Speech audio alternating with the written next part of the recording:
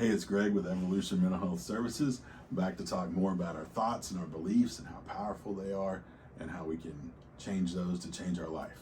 So we started talking about core beliefs. The last couple videos have been about core beliefs. And if you recall, a core belief is like a rigid, kind of overgeneralized global belief that I have about myself or about the world or about society or about other people.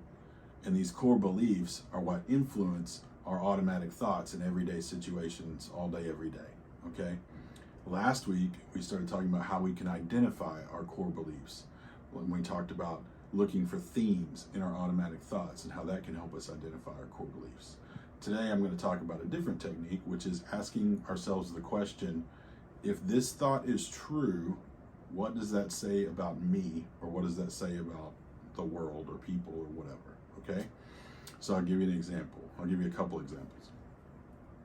Let's say you find yourself running 5 minutes late to an appointment and you're very upset about it. More upset than you think is probably merited. And so you're like, why am I so upset? And your automatic thought in that situation that you identify is a responsible adult should not be late to appointments.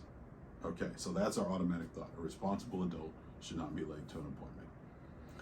So we take that thought and we ask ourselves, if this thought is true, if that statement that a responsible adult should not be late to an appointment, if that is true, what does that say about me, the person who's running late to an appointment?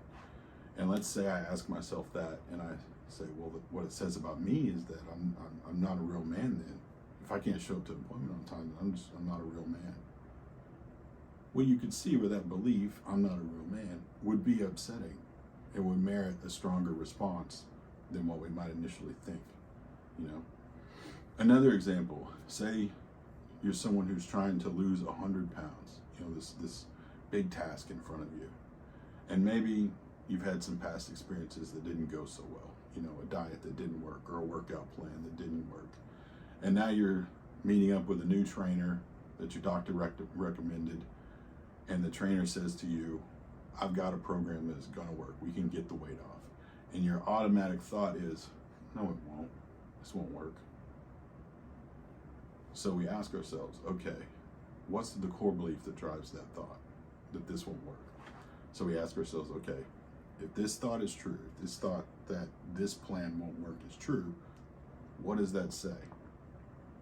And we think about it and we say, well, what it says is that none of this works. All these programs and diets, whatever, they don't work. They're not gonna work. So we see how that core belief that none of this is gonna work influences our thinking every time we make an attempt to lose that weight and has negative effects. So practice asking yourself, if this thought is true, what does that say, or what does that say about me? All right, happy holidays. We love you. Enjoy yourselves. Evolve. Be who you want to be.